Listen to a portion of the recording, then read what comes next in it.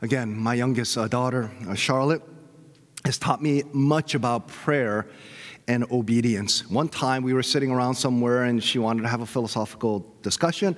And she said, "Hey, Daddy, can you tell me what you dislike?" And she wasn't talking about racism and social injustice, idolatry, rebellion, and these sorts of things. We just, just common things. What do you dislike? And I said, "Well, I hate the Yankees." And, it's not difficult to hate the Yankees, but... And I also said, "Well, I don't like visors." She said, "Excuse me?" Yeah, I said, "Visors? What's the point? I mean, if someone like me that has black hair and trying to protect the top of my head from the sun, then you want to put on something, some garment on the top of your head that would cover your head, but there's a hole there. What's the point? I don't understand it. I don't like visors."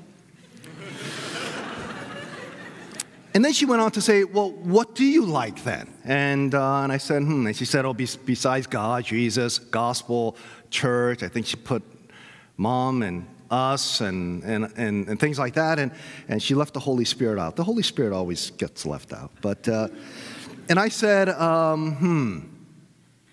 "I like leather goods." I said, "Okay, I know that, Dad. You like leather goods." And I said, "I like books." I said, yeah, I know that. "I like golf." And then after that, I responded to her and I said, "Honey, what do you like and what do you dislike?" She said, "Yeah, I also hate the Yankees." And now that I think about it, I don't really like visors. There really isn't a point. What's the point with visors? And she said, I like the Red Sox.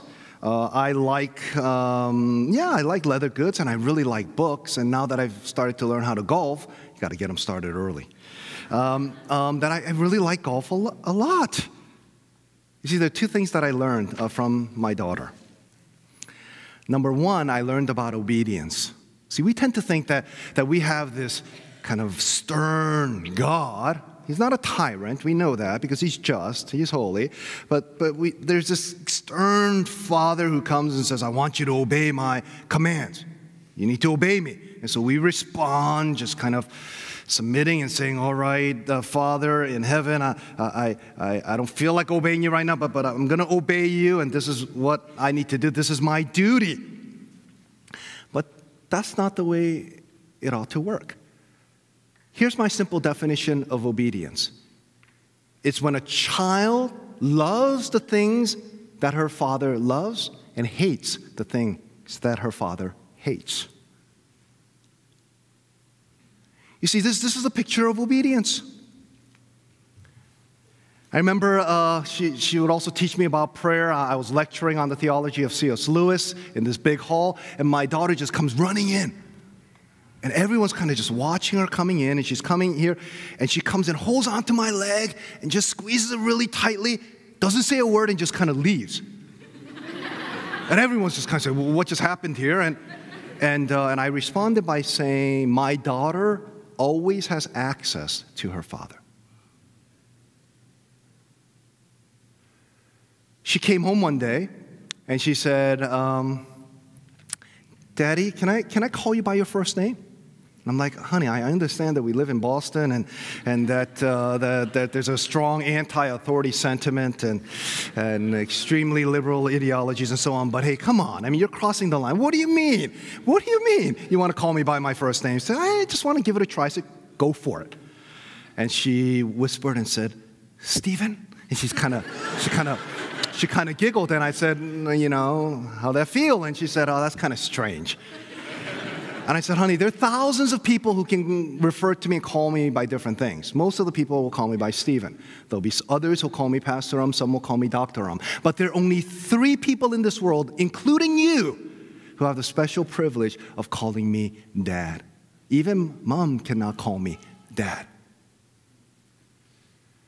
You see, when it says here, Abba, Father, it doesn't simply mean dad, although that's the way it's been translated. There are 3 places in the New Testament where the term Abba comes up, and it's always followed by Father. It's not just dad. Absolutely, there's accessibility.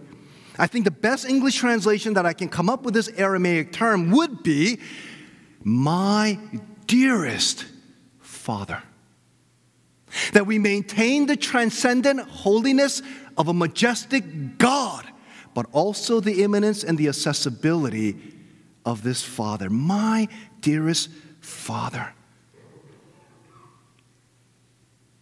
Jesus says, if you earthly fathers who are evil know how to give good gifts to your own children, how much more will I give you good gifts? Or in another place, the Holy Spirit to you.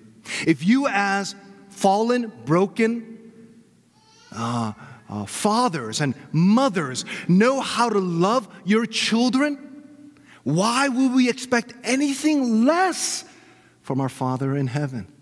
The one who gave his own Son, who did not withhold his own Son, how much will he more along with him give us all things? We can receive the fathering love of God because of the brothering love of Jesus, our elder brother, who now gives us the privilege to call our God my dearest Father.